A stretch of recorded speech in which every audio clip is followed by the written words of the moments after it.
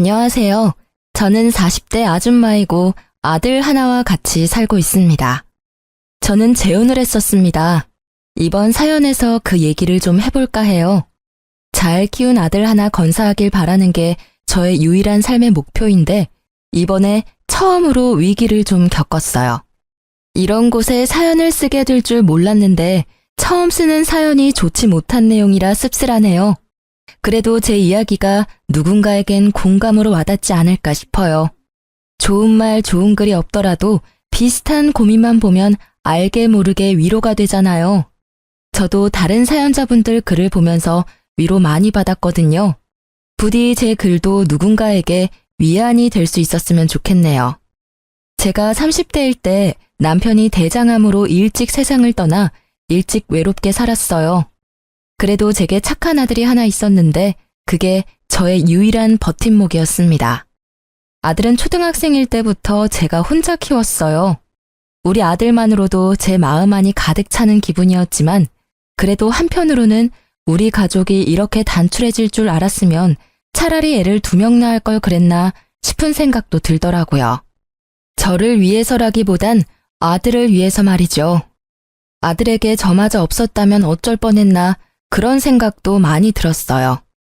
제가 죽으면 이 세상에서 혼자가 될 아들에게 미안해서 마음이 아팠던 적 있었거든요.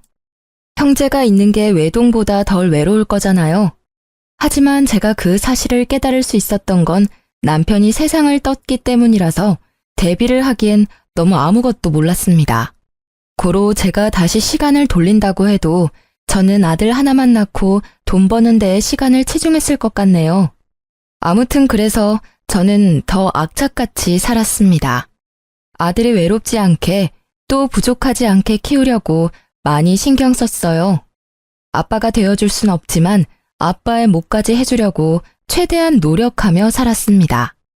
그 덕분인지 우리 아들은 정말 평범하고 착실하게 지내주었어요. 저는 아들이 미래에 대단한 사람이 되길 원하지도 않았고 대단하게 많은 돈을 버는 것도 딱히 원하지 않았어요. 그저 무탈하게 잘 커주고 건강하게 지내는 것만으로 성공하는 거라고 생각했죠. 그렇게 살다가 아들이 결혼까지 하고 저만의 가정을 잘 꾸리기만 한다면 그게 저의 최종 목표나 다름없었죠. 그래서 저는 더 미친 듯이 돈을 벌었어요. 돈벌이가 되는 일이면 체면 상관없이 뛰어들어서 적금을 넣었죠.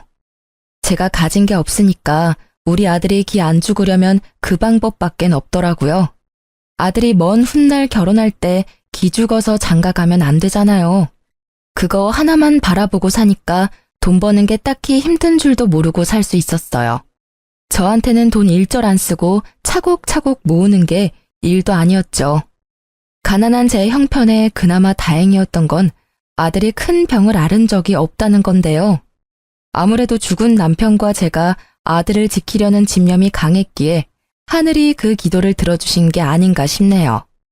그런데 제게 뜻밖의 인연이 찾아왔는데요. 그때가 아들을 초등학교 고학년까지 키운 시기였습니다. 제가 당시 어느 동네 빵집에서 일을 했는데 거기 사장님이 저와 비슷한 또래였어요. 사장님이 제게 먼저 관심을 표현해줘서 저도 모르게 마음이 열렸고 그렇게 재혼을 하게 된 거예요. 남편도 재혼인 입장이었던지라 저희는 별다른 예식을 치르지 않았습니다. 그냥 혼인신고만 했죠. 처음엔 남편의 고백이 부담스러웠습니다. 남편도 재혼 입장이었다고 하지만 남편에겐 자식이 없었거든요. 그리고 남편은 번듯하게 운영하는 빵집이 있었으나 저는 무기계약으로 일하는 아르바이트생이라서 누가 봐도 남편이 손해보는 재혼이었습니다. 그런데도 제가 남편의 청혼에 응할 수밖에 없었던 이유는 남편이 저를 많이 사랑해줬던 것도 물론이지만 남편이 우리 아들을 자기 아들처럼 잘해줬기 때문이었어요. 제가 솔직히 친정도 없고 혼자 험한 세상과 부딪혀야 해서 많이 힘들었는데요. 그 순간마다 남편이 큰 도움이 되었습니다. 우리 아들도 아빠가 생겼다고 좋아하더라고요. 새 남편을 금세 아빠로 인정하며 잘 따르는 걸 보고서 재혼을 결심했던 거였죠. 근데 남편이 저의 모든 사정을 이해해줬다고 해서 시모까지 저의 존재를 그대로 받아들일 거란 확신이 없잖아요. 보통은 저처럼 사정이 열악한 며느리를 좋아하는 시모는 없을 겁니다. 그걸 알아서 시모와의 갈등을 단단히 마음먹고 인사를 드리러 갔었는데요. 처음 인사 갔을 때 솔직히 긴장 많이 했는데 의외로 시모 인상이 굉장히 선한 겁니다. 그래도 겉모습을 보고 사람을 판단하는 건 좀 많이 이르니까 끝까지 긴장을 풀지 않고 시모에게 최대한 예의를 갖추려고 했어요. 그런 저의 마음을 눈치챈 건지 시모가 의외로 정말 고마운 말을 해주더라고요. 나는 우리 아들이 2번 다시 장가 못 가고 혼자 쓸쓸히 살다 갈 줄 알았어. 나 죽기 전에 아들 잘 사는 거 못 보고 가나 했는데 정말 고마워. 그런 말씀 마세요. 저야말로 이이가 저랑 아들을 흔쾌히 받아줘서 고마운걸요. 앞으로 어머님께 누가 되지 않도록 잘할게요. 정말 감사합니다. 누가 되긴 무슨? 이렇게 우리 아들 걷어준 것만으로도 내가 근심 걱정이 싹 사라지는데. 그나저나 어머님 소리 듣기 참 좋다. 우리 앞으로 잘 지내보자. 우리 아들이 겉모습만 멀쩡하지 속은 순 맹탕이라서 허점이 많아. 그래도 2번 이혼하는 일은 없어야 하지 않겠어? 나한테 하소연하고 이해 좀 해줘. 제가 이 일을 미워할 리가 있나요? 맹탕이라는 건 사실 착하다는 뜻이기도 하잖아요. 저야말로 허점투성이라 이이가 힘들지는 않을지 모르겠어요. 같이 노력하면서 살아야겠죠. 실제 시모는 순진한 분위기를 많이 풍겼습니다. 말을 할 때도 목소리를 잘 못 높였고 모든 게 조심스러웠으며 저를 안쓰럽게 봐주었죠. 저는 그런 시모와 하루빨리 어색함을 풀기 위해서 우리 아들과 남편보다 시모의 편의를 더 봐주기도 했습니다. 그런데 하나 마음에 걸리는 게 있었다면 바로 결혼 자금이었어요. 저한테 목돈이라고 할 만한 돈은 우리 아들 장가 갈 때 주려고 몇 년째 모으고 있던 적금뿐이었습니다. 그런 사정을 남편이 알고 있거든요. 그래서 제가 그 부분에 고민을 나누려고 조심스레 말을 꺼냈더니 남편이 저보고 돈 낼 필요 없다고 하더라고요. 자기 명의로 된 집이 이미 있는데 뭐하러 돈을 쓰냐면서 그냥 자기 집에 들어와 살면 된다고 하더라고요. 자기 명의로 된 집이 이미 있는데 뭐하러 돈을 쓰냐면서 그냥 자기 집에 들어와 살면 된다고 하더라고요. 그런 뜻으로 말한 거 아니야. 결혼은 같이 하는 건데 나도 돈을 내긴 해야지. 어떻게 당신 손해보는 재혼을 하겠어. 내가 집까지 하는 건 힘들 것 같아서 혼수 때문에 의논하려고 했던 거야. 우리 아들만 생각하기로 했잖아. 그러려고 악착같이 살아온 거 아니었어? 우리가 나중에 이 일을 하고 있을지 어떻게 될지 모르는데 우리 재혼 때문에 아들 미래에까지 피해가 되면 안 되잖아. 제 아들을 생각하는 남편의 마음은 엄마인 저마저도 감동할 정도였어요. 저보고 계속해서 아들 결혼 자금 모으라고 자기 일하는 곳에 저를 정식 직원으로 받아주기까지 했습니다. 결혼했어도 월급이랑 근로복지 혜택까지 챙겨주었죠.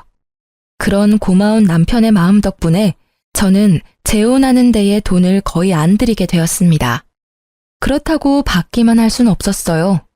저는 우리 아들한테 드는 돈만큼은 제가 책임지려고 했어요. 일부러 아들 학교에 필요한 돈이나 개인적인 용돈 등 그런 부분은 남편한테 말조차 안 했습니다. 하지만 남편이 그걸 미리 눈치채고서 저 몰래 아들한테 용돈을 주더라고요. 너무 미안해서 남편과 가게에 단 둘이 있는 시간을 이용해 남편에게 얘기를 한 적도 있었어요. 우리 아들 신경 써줘서 너무 고마운데 애 용돈 안 챙겨줘도 돼. 내가 이미 주고 있는데 뭐하러 2번 줘. 애 버릇 들면 어쩌려고. 버릇 들 만한 애가 아니던데 뭘. 그리고 이젠 내 자식이기도 해. 내가 내 자식한테 용돈 주고 싶다는데 왜 그래? 이러면 나 당신이랑 아들 사이에서 소외받는 것 같단 말이야. 전 남편을 여의고 아들 앞에서 늘 대담한 엄마인 척했지만 사실 저도 사람인지라 늘 무섭고 힘들고 의지할 곳이 필요했거든요. 지금 남편을 보면서 하늘이 저를 불쌍하게 여겨 천사를 보내줬다는 생각까지 했었어요.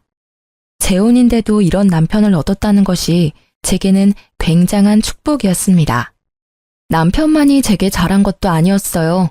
시모마저도 제게 많은 노력을 보여주셨어요. 시댁에 가면 시모가 제 손에 물 한 방울 안 묻히게 하려고 얼마나 노력해주는지 모릅니다. 정말 몸둘 바를 모를 정도였죠. 재혼을 하고 나니 제게도 기댈 수 있는 가족이 생겨서 그런가 어느 순간부터 마음이 꽉 찬 느낌을 받기도 했어요. 그리고 시모는 나이가 많은데도 불구하고 참 정정하셨는데요. 혼자서 경로당도 잘 놀러 가시고 시장도 잘 보고 하더라고요. 그런 시모가 멋있어 보이기도 했습니다. 아무튼 저는 우리한테 잘해주는 시모가 고마워서 시댁에 자주 찾아갔어요. 시모도 손주 생긴 걸 너무 좋아해줘서 제 아들을 자주 보고 싶다고 하더라고요.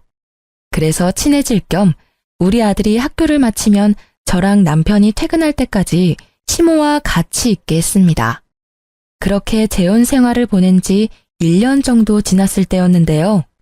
저랑 남편의 결혼 기념일이 다가왔는데 시모랑도 같이 기념을 하고 싶더라고요. 저랑 남편과 아들이 잘 지낼 수 있었고 만날 수 있었던 건 시모의 도움도 컸기 때문이죠. 그래서 당일 시모한테 연락을 했거든요. 근데 전화를 안 받으시더라고요. 아들한테 연락을 해봤더니 시모가 화장실에 있다고 해서 굳이 2번 연락 안 하고 바로 시댁으로 향했어요. 제가 남편보다 일찍 마쳐서 장을 본 후에 혼자서 시댁을 찾아갔습니다. 그때 우리 아들이 이제 사춘기라 그런지 시모 보러 잘 안 가려고 했었거든요. 그날은 제가 따로 연락해서 시댁에 가 있으라 했기 때문에 아들 혼자 시댁에 먼저 가 있는 참이었어요. 아들이 좀 귀찮고 싫어하는 티를 냈으나 기념일이니까 어쩔 수 없이 저희 말을 따라준 거죠. 도착하고 저는 시댁의 비밀번호를 알고 있어서 알아서 누르고 들어갔습니다. 그랬더니 예상치 못하게 옷 하나 걸치지 않은 시모를 마주치고 말았어요. 시모도 놀랐겠지만 저도 너무 놀라서 순간 주저앉을 뻔했습니다. 어머 깜짝이야. 넌 왜 초인종도 안 누르고 들어오니? 죄송해요. 연락드렸는데 어머님이 안 받으시길래 바쁜 줄 알고 그냥 들어왔죠. 그런데 왜 속옷바람으로 계세요? 아, 그랬니? 나야 뭐 목욕하고 나오는 길이니까 그렇지. 시모가 처음에 저를 보자마자 굉장히 험악한 표정을 지었는데요. 한 번도 시모의 그런 모습을 본 적이 없어서 순간 잘못 본 줄 알았습니다. 제가 엄청 잘못한 기분이라 더 찔리기까지 했어요. 근데 제가 더 당황스러웠던 건 우리 아들이 거실에 떡하니 TV를 보고 있는 상황인데도 시모가 아무렇지 않게 자연인 상태로 돌아다니더라고요. 아무리 가족이라고 해도 이런 게 이해될 수 있는 상황인가요? 심지어 시모는 자기 차림새가 그 모양인 걸 부끄러워하지도 않는 것 같았습니다. 저라면 남이 있는 데서 그 상태로 밖에 나오지도 않았을 거예요. 근데 시모는 그대로 계속 서 있더라고요. 심지어 표정까지 온화해지면서 제 손에 들려있는 짐을 들어주려고 다가오는 겁니다. 어쩜 저렇게 천하태평할 수 있는지 모르겠어요. 외부인이 있으면 옷부터 입는 게 먼저 아닌가요? 저도 모르게 제 마음이 더 급해져서 시모한테 살짝 언성을 올리고 말았습니다. 어머님, 이건 제가 알아서 할 테니까 옷부터 입고 오세요. 애도 보고 있는데 뭐 하시는 거예요? 좀 있으면 남편도 올 거라고요. 제 아들 나이가 아직 어리긴 해도 이제 곧 중학교를 올라갈 날을 앞두고 있었어요. 한참 사춘기 들어갈 시기라서 시모의 이런 조심성 없는 부분이 좀 예민하게 느껴졌습니다. 아, 이거 다 늙은 몸뚱어리인데 뭐 이상할 게 있다고. 조그만 애들은 이상한 거 하나도 몰라. 네 남편도 이렇게 키웠는데 뭘. 옛날에는 이런 게 다 당연했어. 요즘 엄마들이 예민한 거야. 정말로 제가 예민한 건가요? 시모는 뭐가 잘못된 건지 몰라서 능청스럽게만 행동했는데요. 그래도 제가 계속 옷 입을 걸 권유했더니 겨우 방으로 들어가더라고요. 기분이 정말 나빴습니다. 자기 아들 그렇게 키웠다고 제 아들까지 몹쓸 걸 보여줄 필요는 없잖아요. 옷 갈아입고 나온 뒤 장난스럽게 웃으면서 제게 사과를 해왔지만 제 기분은 그래도 나아지지 않았어요. 너무 이상하리만큼 찝찝했습니다. 일단 시모가 처음에 저를 보고 굉장히 험악한 표정을 지었었는 게 머릿속에서 잊히지 않았어요. 너무 착한 시모 같지 않던 모습이라 순간 잘못 본 줄 알았습니다. 아무튼 그 이후로 시모는 아까 본 낯선 모습이 착각이었다는 걸 알려주듯이 평소처럼 상냥하게 행동했어요. 제가 장봐온 걸 먼저 정리하면서 주방을 기웃거렸죠. 시모가 잠깐 정신 팔린 사이 저는 아들한테 다가가 시모에 대한 태도를 직접적으로 물어봤어요. 할머니가 평소에도 이랬냐고 물어보니까 아들이 고개를 끄덕이는데 정말 그때 간 떨어지는 기분을 느꼈습니다. 그러면서 아들이 주방에 있는 시모 눈치 보며 말을 이었는데요. 아들이 할머니 집 가기 싫다고 했던 이유 중 하나가 이거라고 하더라고요. 시모한테 직접적으로 불편하다고 말했는데도 시모는 그 특유의 능청스러운 말솜씨로 아들의 의견을 묵살해온 듯 했습니다. 그래도 시모가 시키는 대로 시댁을 한동안 찾아왔던 것도 시모가 좋아서라기보단 시모가 맛있는 걸 해주니까 작년 반개월 정도는 민망한 거 참고 시댁을 왔다고 하더군요. 시모가 인스턴트 식품을 엄청 잘 사줬다고 하더라고요. 할머니 집에는 맛있는 거 많아. 한 번도 안 먹어본 간식까지 할머니가 사주던데? 아들이 할머니 냉장고에는 물보다 음료수가 더 많다는 소리까지 하길래 그게 무슨 소리인가 싶어서 주방에 가 냉장고를 확인했습니다. 그런데 정말로 이런 냉장고가 있을 수 있나 싶었어요. 먹을 거라곤 온통 냉동식품 통조림 빵뿐이었습니다. 확실히 물보다는 아이들이 좋아할 만큼 음료수가 더 많았어요. 그리고 이제 보니 아직 정리되지 않은 쓰레기 쪽에 배달 음식 쓰레기가 정말 많더라고요. 냉동식품뿐만 아니라 우리 아들한테 배달까지 시켜주는 것 같았어요. 자식까지 있는 어른의 집이라고 하기엔 정말 경악스러웠습니다. 그 사이 시모는 제가 장 본 것을 뒤적거리더니 고개를 절레절레 저으며 한 소리 했어요. 애가 있는데 겨우 소고기만 사왔어? 애들은 이런 거 잘 안 먹을 텐데. 이러면 애들 성장 속도가 느려진다고. 애들이 밥 숟가락을 안 드는데 어디 키가 크겠어? 대체 저게 무슨 말인지 시모는 애초에 제 대답을 들을 생각으로 묻는 게 아니었습니다. 이미 자기만의 답을 정해놓고 아들한테 직접 물어봤어요. 시모가 우리 아들한테 피자 먹겠냐고 권유를 했는데 그 뉘앙스가 한두 번이 아니라는 게 느껴지더라고요. 그때 아들은 고민하다가 제 눈치를 보더니 고개를 절레절레 저었습니다. 그러니까 시모가 그 사실을 눈치채고 저한테 잔소리를 하는 거예요. 애들은 먹고 싶은 거 먹으면서 커야 돼. 나중에 어른 돼서는 이런저런 이유 때문에 더 못 먹어. 당연히 가끔씩 먹죠. 근데 아무래도 기름지고 몸에 안 좋으니까 너무 자주 먹는 건 좀 그렇잖아요. 말 들어보니까 엊그제도 피자 먹었다고 하던데요. 너 생각보다 팍팍한 타입이구나. 애가 스트레스 받겠네. 너무 그렇게 간섭하고 살면 나중에 애한테 원성 들어. 시모가 무슨 생각으로 그런 소리를 하는지는 알아요. 한참 어린 손자라고 생각하니까 뭐든 다 사주고 싶고 먹이고 싶겠죠. 하지만 그게 잘못된 방식이라면 부모 되는 입장에서 상당히 곤란하잖아요. 솔직히 말하자면 제 교육 방식과 많이 달라서 좀 마음에 안 들었습니다. 게다가 시모가 아들 문제로 저한테 이래라 저래라 참견할 줄도 몰랐어요. 그런데 그게 시모의 이상한 고집으로 이어질 거란 생각도 못했습니다. 시모는 무슨 옥이라도 생긴 건지 그날 저와 약간의 신경전 이후 적극적으로 제 아들한테 참견하기 시작했어요. 마치 저한테서 자기 손주를 해방시켜 주려는 듯 행동을 취했습니다.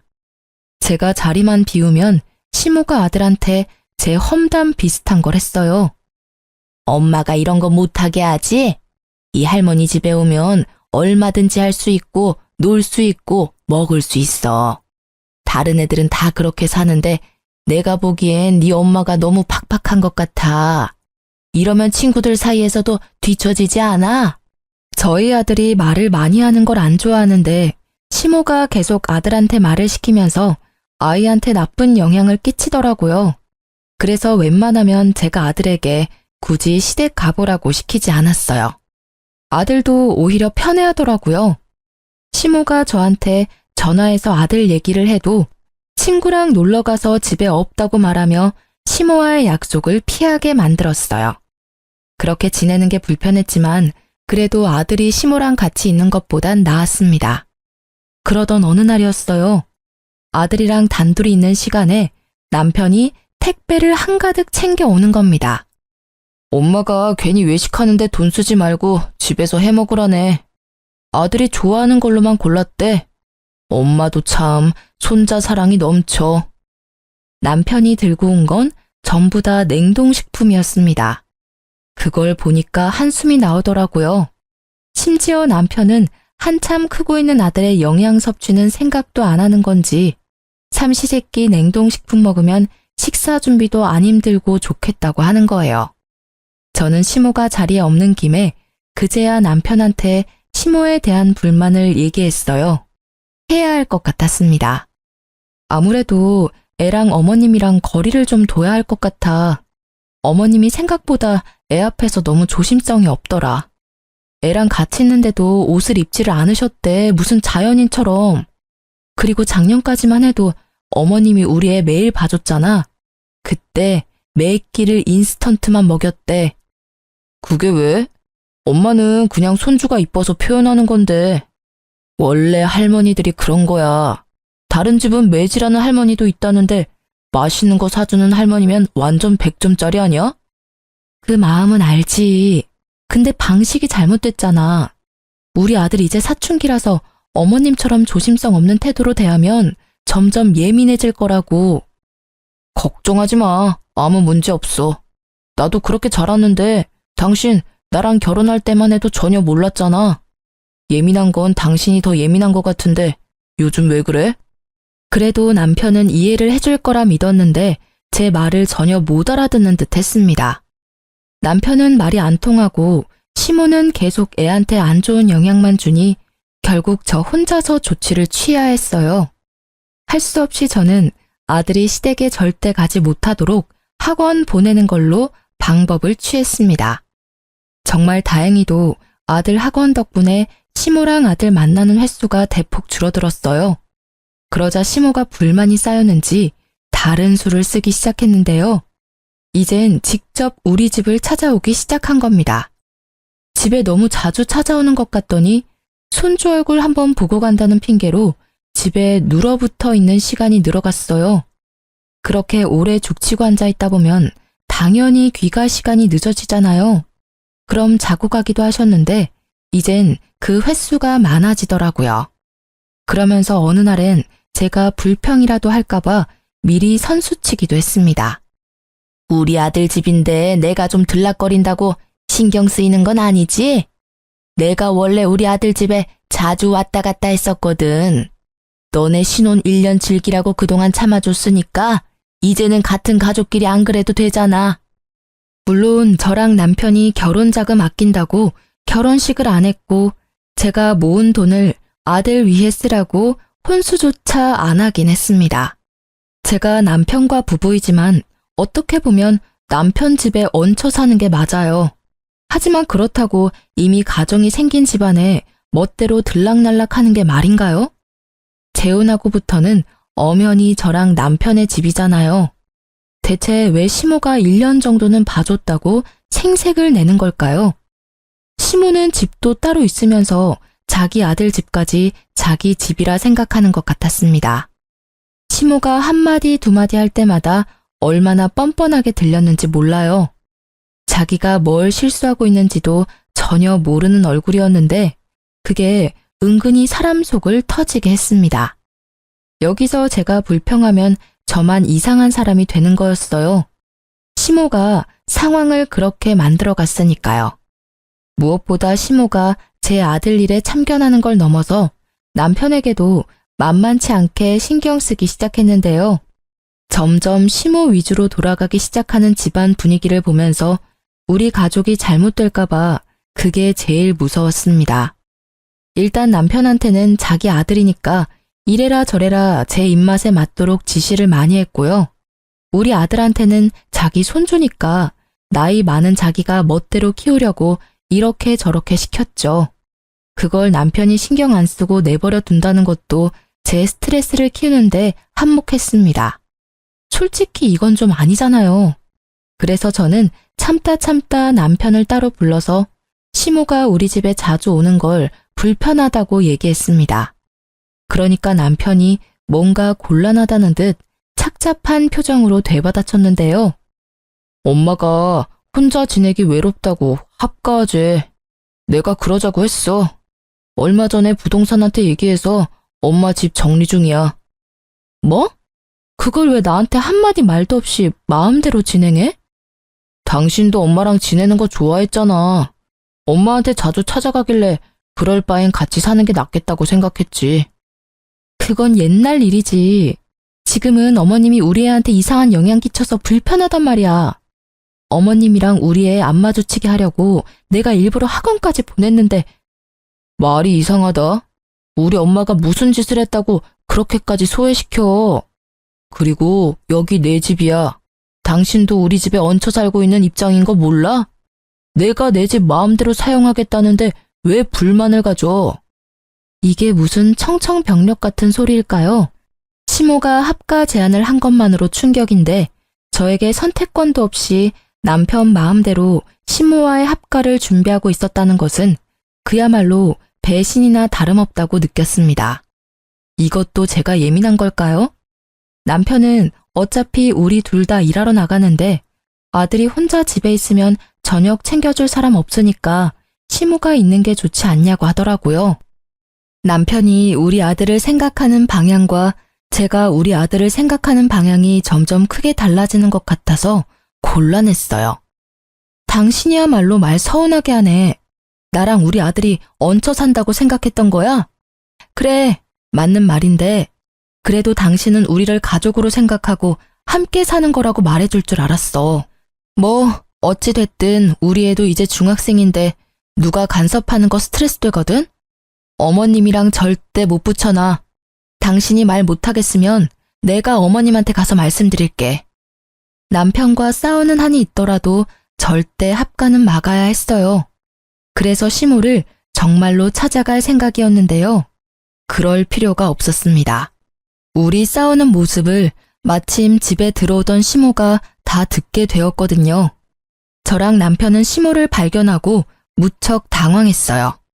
남편이 뒤늦게 시모를 챙기려고 했는데 시모가 성난 얼굴로 남편을 밀치며 들어오더니 제게 성을 냈습니다.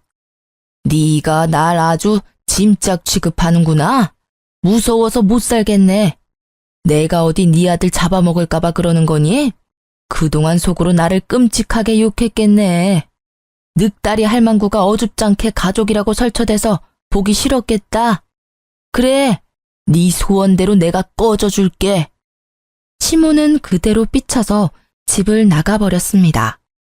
남편이 이 모든 게 저 때문이라고 생각이 들었는지 화가 나서 저를 째려보다가 시모를 쫓아나갔어요.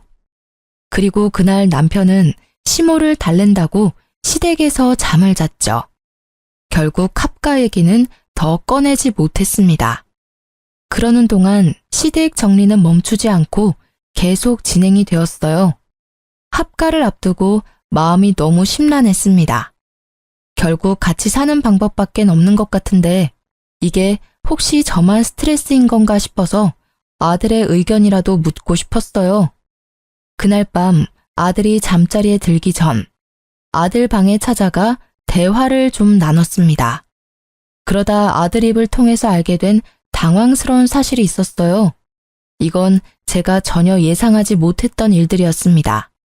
아들이 제게 말을 할까 말까 망설이다가 겨우 해준 얘기였거든요. 사실 할머니가 엄마 모은 돈을 자꾸 탐내는 것 같아. 나 할머니 싫어. 할머니가 계속 엄마 몰래 엄마 적금 통장 비밀번호도 알아오라고 해. 뭐라고? 그게 무슨 소리야? 할머니가 너한테 엄마 통장 얘기를 했었어? 왜? 할머니가 돈 필요하대? 아니, 나 결혼할 때 되면 어차피 아빠 명의로 된 재산이랑 집 내가 다 받을 텐데 엄마가 모으고 있는 결혼 자금으로 미리 보답해야 되는 거 아니냐고 하던데 아빠 재산 그냥 꿀꺽할 생각이냐면서. 그럼 나쁜 자식 되는 거라고. 저는 말씀드렸다시피 결혼할 때 남편한테 아들의 결혼 자금 모으고 있다는 소리를 한 적이 있습니다. 그 돈을 위해서 남편이 결혼 자금 따로 안 쓰도록 예식도 안 했고 오히려 월급을 챙겨줬다고 했잖아요. 근데 그게 정말 아낄 수 있도록 놔둔 게 아니라 뒤에서 몰래 뺏을 궁리를 하고 있었나 보더라고요. 저 몰래 아무것도 모르는 아이한테 시모가 그런 말을 했다는 것이 너무 충격이었어요. 더 놀라웠던 건 아들이 시모가 그 말을 할 때 아빠가 옆에 있었다는 말도 하는 겁니다. 아빠가 엄마한테 말하지 말래. 안 그럼 엄마 쫓아낸다고 했어. 나중에 아빠가 때 되면 직접 말한다길래 계속 비밀로 하고 있었지. 이제 중학생이 될 나이긴 했지만 그래도 한참 어린 초등학생인데 어떻게 애한테 이런 협박을 할 수가 있답니까? 그것도 가족이란 사람들이 말이죠. 남편이 저를 생각해서 배려해줬던 모든 것들이 다 제 돈을 떼어가려는 속셈이었다는 사실이 너무 어이가 없었어요. 아들의 말을 믿지 않기엔 우리 아들이 거짓말하는 얼굴은 아니었습니다. 오히려 그동안 남편과 시모 때문에 스트레스를 많이 받았는지 울려고도 했어요. 저는 그 이후로 이 재혼 생활을 청산해야겠다고 결심을 내렸습니다. 제 아들을 위해서 그게 맞는 길이라 생각했어요.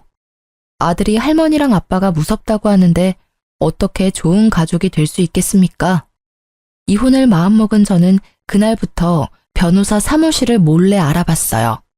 왠지 합의 이혼은 남편이 안 받아줄 것 같아서 무조건 소송하려고 남편의 꼬투리를 잡을 궁리도 계속했죠. 그래서 제가 선택한 방법이 시모의 합가를 받아주는 거였습니다.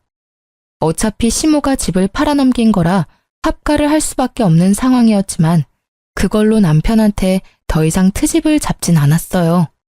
합가를 시작하고 나서 시모는 제게 여전히 삐졌는지 말을 잘 안 걸었습니다. 그럼에도 우리 아들과는 잘만 지냈는데요. 그마저도 제가 모든 걸 다 알고 가까이 지켜보니까 시모랑 남편이 추상쩍게 행동하는 게 다 보이더라고요. 우리 아들 자꾸 몰래 불러내거나 대화하려고 하는 것들까지도 들었습니다. 시모가 알아서 수상하게 움직여주니까 저로서는 좋았어요. 긴 시간을 안 들여도 되었거든요. 저는 최대한 시모랑 남편의 모든 걸 뒤졌습니다. 시모가 없는 사이 시모의 휴대폰까지 뒤졌어요. 우리 아들한테 전화한 내역이 많더라고요. 통화 내역 말고 문자는 철저하게 지운 듯 했습니다. 뭔가 캥기는 게 있었겠죠. 시모랑 아들이 통화를 많이 한 것 보면 아들 폰에도 시모의 기록이 남아있을 것 같더라고요. 그래서 저는 아들 휴대폰에 들어있는 통화 녹음 내용을 확인했어요. 하나씩 들어보니까 제 통장 비밀번호에 관한 대화가 아주 많더라고요. 게다가 남편까지 아들한테 할머니가 시키는 거 했냐고 일일이 확인하고 있었습니다. 그 두 사람은 아들이 제게 말해준 사실보다 훨씬 집요하게 집착하고 있었어요. 저는 어른인데도 그 두 사람 목소리가 무섭게 다가왔는데 우리 아들은 혼자서 얼마나 괴로웠을까. 그걸 생각하니 가슴이 미어지더라고요. 무조건 반성하게 만들어주고 싶었어요. 그래서 저는 그 파일 저한테 다 옮겼습니다. 이참에 남편 휴대폰까지 몰래 뒤져보게 되었는데요. 역시나 아들과 연락한 내용들이 있었어요. 하지만 저는 거기서 아들에 관한 정보 이상으로 뜻밖의 사실을 발견하게 되었습니다. 남편이 불륜을 저지르고 있단 걸 알았어요. 채팅방에 불륜의 증거가 가득하더라고요. 자기보다 20살이나 어린 여자들에게 마치 솔로인 척 30대인 척 하면서 사기치고 연락을 주고받는 내용을 확인했습니다. 심지어 모르는 남의 사진까지 사칭해서 자기 얼굴인 척 사진을 주고받았더군요. 차마 눈 뜨고 보지 못할 사진들을 훑어보면서 화가 치밀어 올랐어요. 고작 이 정도밖에 안 되는 남자한테 푹 빠진 제가 한심하게 느껴졌습니다. 일단 저는 그걸 다 사진으로 찍었어요. 남편이 발뺌 못하도록 채팅방 내용까지 찍었죠. 정말 많은 정황들 때문에 다행히 소송이 가능해졌어요. 그제야 저는 아들과 따로 살 작은 원룸까지 찾기 시작했고 이삿짐을 하나하나 정리하기 시작했습니다. 그리 큰 짐은 안 챙겼고요. 중요한 물건이랑 아들 것만 따로 챙겼어요. 아들한테만 우리의 사정을 설명해 준 뒤에 남편이랑 시모 몰래 야반 도주를 하게 되었습니다. 식탁에 이혼 소송장과 메모지만 놓고 나왔어요. 그 사람들이랑 얼굴 보고 인사하고 싶지 않았거든요. 혹시 제가 실수하는 것일까봐 아들한테 한 번 더 물어봤습니다. 다시 이혼을 해도 되겠냐고 미안하다고 하면서 물었더니 아들이 오랜만에 제게 진심 어린 미소를 보여주더라고요. 그냥 괜찮다는 말만 하는데도 아들 표정은 그 이상으로 밝았어요. 아들에게 정말 미안했지만 그래도 아들이 좋아해주니 안심은 되더군요. 전보다 못한 집이었어도 아들이랑 둘만 있으니까 마음이 그렇게 편할 수가 없었어요. 진작에 이렇게 둘이서 살았어야 하는 건데 저의 괜한 욕심 때문에 아들까지 몹쓸 경험을 하게 만든 것 같아서 후회가 되었네요. 아무튼 그 다음날 난리가 날 걸 당연히 예상했습니다. 아침부터 시모랑 남편한테 불나게 전화가 오더라고요. 아들 학교를 알고 있는 그들로부터 완전 숨을 수는 없었기 때문에 전화는 받았어요. 당신 정신 나간 거야? 설마 집 나갔어? 한마디 말도 없이 이게 무슨 무례야. 이혼이라니 뭔 개소리냐고. 결혼이 애들 장난도 아니고 뭐 때문에 이러는지 말을 해야지. 무례가 뭔지 모르는 거야? 너랑 네 엄마가 우리 아들한테 무슨 협박을 했는지 내가 다 알고 있는데 발뺌하겠다고? 너만큼은 안 그럴 줄 알았는데 네가 제일 쓰레기야. 무슨 말도 안 되는 소리를 하고 있어. 네가 괜히 우리 엄마랑 합가하기 싫어서 조작한 거 아니야? 우리가 뭐하러 네 돈을 탐내? 사업장까지 갖고 있는 내가 뭐가 아쉬워서? 그래, 조작인지 아닌지 궁금하면 법정 참석해서 직접 듣고 확인해 보던가. 참, 총각인 척하는 것도 잘 봤어. 아마 네 애인한테도 소장이 갔을 거야. 기본적으로 소장이 갔다는 건 네가 잘못한 게 증명되었다는 소리겠지? 그 소리를 하자 순간적으로 남편이 아무 대답도 못했습니다. 무슨 표정을 하고 있을지 예측이 되어 벌써부터 고소하더군요. 그리고 남편이 당황하니까 제가 더 용기가 생기더라고요. 저를 만만하게 본 남편이 좀 더 시겁했으면 해서 그 순간을 놓치지 않고 말을 이었습니다. 나중에라도 우리 앞에 알짱거리면 네 유일한 밥줄까지 끊어버릴 거야. 소문이란 게 참 무섭잖아? 게다가 거기 동네는 어르신들 많아서 매출 끊기는 걸로 끝나지 않을걸? 돌이나 안 맞으면 다행이지. 저는 마지막까지 우리 아들 건들지 말고 나타나지 말라고 경고하고 끊었습니다. 그랬더니 남편이 겁을 먹었는지 더 이상 전화가 안 왔어요. 그런데 시모가 보통 성격이 아니더라고요. 상황 파악이 안 되는 건지 자기 아들 밥줄 끊기게 하고 싶어서 발악을 하는 겁니다. 시모가 저한테 직접 연락한 게 아니라 우리 아들 학교로 찾아간 거예요. 아들이 연락 와서 할머니가 붙잡고 안놔준다고 하는데 그 소리 듣자마자 심장이 철렁 내려앉았어요. 혹시 우리 아들을 납치라도 해갈까봐 저는 일자리를 구하다 말고 바로 아들 학교로 뛰어갔습니다. 시모가 우리 아들을 붙잡고 잡아 끄는 걸 발견했어요. 그곳으로 바로 쫓아가서 당장 시모를 밀쳤습니다. 그러자 시모가 저를 보고는 마침 잘 됐다면서 바로 저한테 달려들더라고요. 제 머리채를 잡고는 주변 사람들 다 끌어모을 작정으로 소리를 질렀습니다. 감히 우리 아들을 2번이나 이혼남으로 만들어? 네가 내 아들 불륜이라고 협박했다면서? 그걸 알고 가만히 있을 엄마가 어디 있겠니? 나도 네 아들 왕따 당하게 학교에 소문 다 낼 거야. 얘가 바람나서 도망간 년의 아들이라고. 도가 넘는 발언을 하는 시모에 저는 더 이상 듣고만 있을 수 없어서 사람들이 보든 말든 시모의 머리채를 같이 잡았습니다. 시모가 엄살이 심해서 바로 저한테서 손을 떼더라고요. 그 틈을 놓치지 않고 저는 바로 시모의 귀싸대기까지 갈겨줬어요. 내가 그쪽 아들한테 분명 우리 앞에 나타나지 말라고 경고했을 텐데 전달 못 받았나 봐요. 그렇다면 다시 똑똑히 말해줘야겠다. 이제부터 그쪽은 아들 앞길 막는 엄마가 되는 거예요. 엄마 때문에 아들 인생 제대로 쪽나면 아들이 어떻게 나올까 궁금하네요. 이 싹수 없는 것이 감히 어른한테 손찌검을 해? 돈도 없는 거지 주제에 네가 해봤자 뭘 할 수 있다고 난리야. 나라고 가만히 있을 것 같아? 너 사람 잘못 건드렸어. 네, 그럼 어디 해보세요. 어느 누가 더 망가질지 해보면 알겠네요. 저 지금부터 그쪽 아들 인생 제대로 박살내줄 건데 이건 다 그쪽 탓인 거예요? 그대로 아들을 데리고 집으로 돌아온 저는 그날 이후 남편 동네에 직접 찾아가서 빵집 사장이 불륜을 저질러서 이혼 소송 당했다는 사실을 마구마구 퍼뜨렸습니다. 어르신들에게 손수 증거 사진까지 보여주면서 입소문 퍼뜨렸어요. 역시나 말하기 좋아하는 어르신들 덕분에 여기저기 입소문이 터졌습니다. 어르신들은 남편 빵집에 굳이 찾아가서 침을 뱉고 쌍욕하고 손가락질을 했어요. 남편 빵집에서 샀던 빵을 더럽다고 도로 돌려주는 어르신들도 있었습니다. 사실을 모르던 남편은 속수무책 당할 수밖에 없었어요.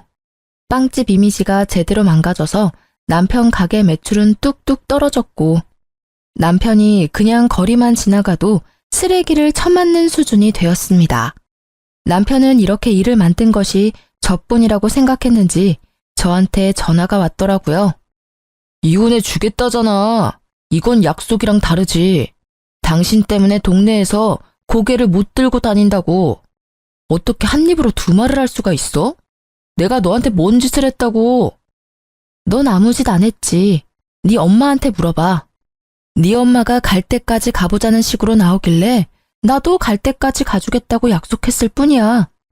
우리 아들 학교 찾아와서 매달리는 건 진짜 아니잖아.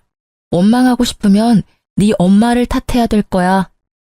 아마 남편이 시모한테 가서 엄청나게 따졌을 겁니다.